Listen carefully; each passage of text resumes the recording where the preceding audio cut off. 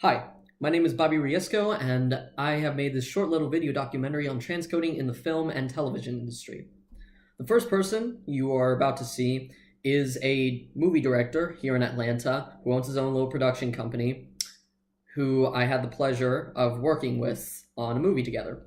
Please pardon the first very broad question that I had for him, as it was 11 p.m. at night and we had been shooting all day long. Enjoy. There we go.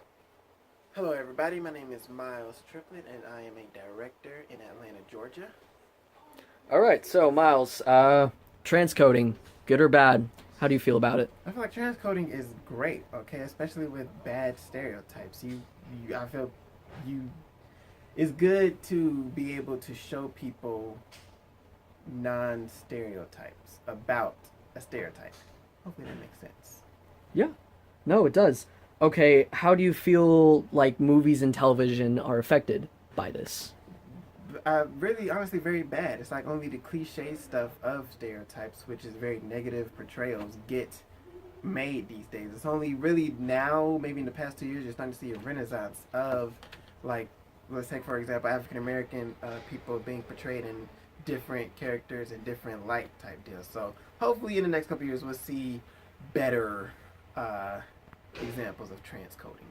Right. So you feel like, the media today hasn't improved or has mostly declined? Like, do you feel like it's improved or declined? I feel it's starting to improve with examples like Black Panther. That's just the biggest example right now that's going on. But I feel it's starting to improve, definitely. Right. And as a director here in Atlanta, like how does this affect your work? Like, does it affect your work? Like, what do you do to help out? This affects my work tremendously because I think I take pride in trying to show people different sides of cliches or stereotypes to show them, that is, try not to box people in just one thing or one stereotype. So I really try my hardest as a director to show that to people in my work. Awesome. Thank you. I'm not gonna lie, I was actually pretty surprised by his response with the first question, as the first two people who I'd actually interviewed gave me two very different answers. Now, this next person who I interviewed is a Latina who I asked as an audience of film and television. The reason I picked her is because she absolutely shows a love and somebody who dedicates herself to like understanding race and culture. So, and also as a Latino, like I really want to see like another perspective taken from that. Also, you will notice that the first question has improved. Thank you. Hello, everyone. My name is Miss Julie Coleman. I am the coordinator over in the LASSO office here at Georgia State University. Okay, so here's my questions on transcoding. Is it an advantage or disadvantage to society? I think society thinks it's an advantage. It's not. It's not because a lot of times there are a lot of identities and cultures that begin with a possession or a trait of their identity, and it's very meaningful. And then other cultures try to replicate, assimilate, and it doesn't work well because they don't understand the origin of that trait from that original identity. And then it becomes very aggressive in the sense of they try to other cultures and identities will try to take ownership of the original trait, and it just becomes very messy and it just never ends well. Okay, how do you think this affects the media and television and movies today?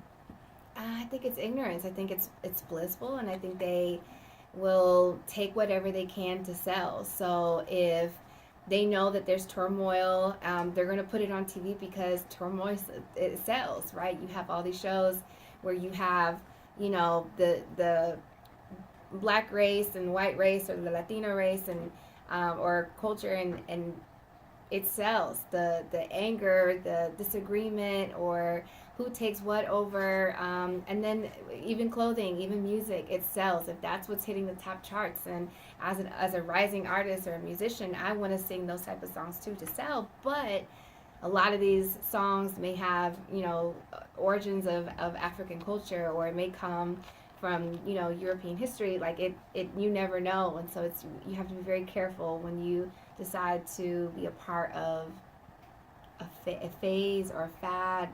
It, it's difficult to say because while it's a fad for others, it's like the history for other groups. So it's complicated now. I feel like I've just done.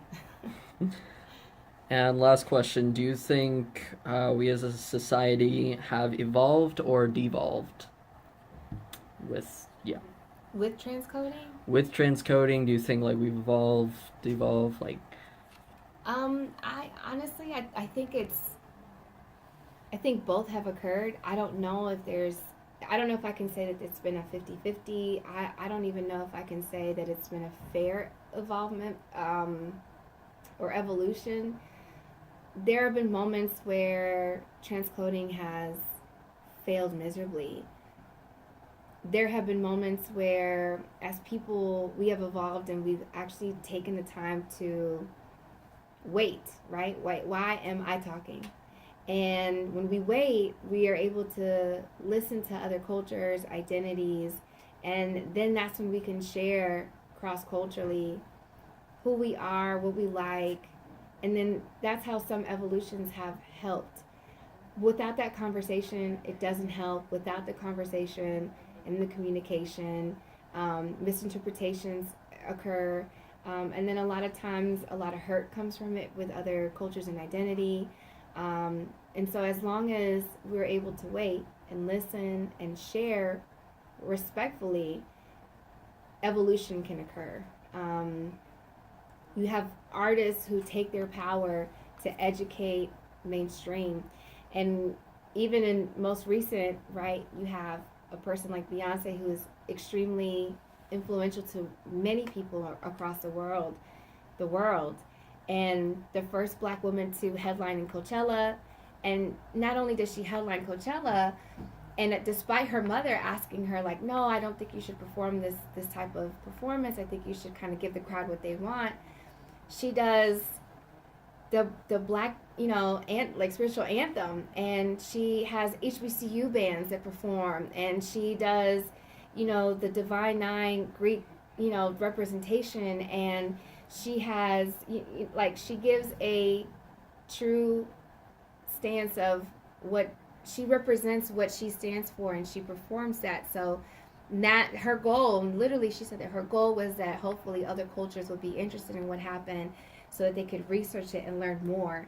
And then she goes and donates money to HBCUs. So like she has the HBCU representation in theirs, and as institutions, HBCUs are hurting compared to other institutions.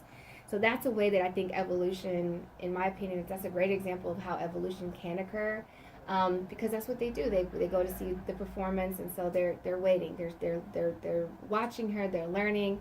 They go research, and then these communications begin to trickle down between students and other people and coworkers, and even young kids. So it could be great, or it could not be so great. Where for Halloween, you have students that think that it's okay to dress up as gardeners and Mexicans for Cinco de Mayo, when Cinco de Mayo is not even the independence of Mexico. It has nothing to do with it.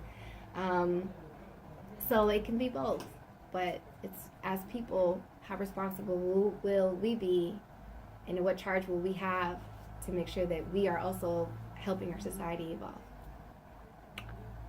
okay, thank you. Thanks. I was actually very surprised and blown away by the response and like just how much detail and insight that she already had with this topic. I was very grateful to her for it.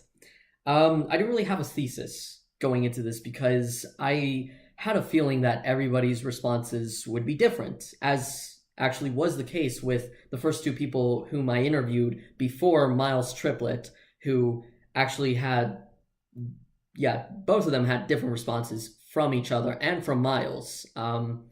Sadly, they weren't able to show up on this smaller documentary due to time constraints, but yeah, hopefully in the future, I can actually, when I can make better questions and get the support, hopefully I can make this into a feature-length documentary here in Atlanta.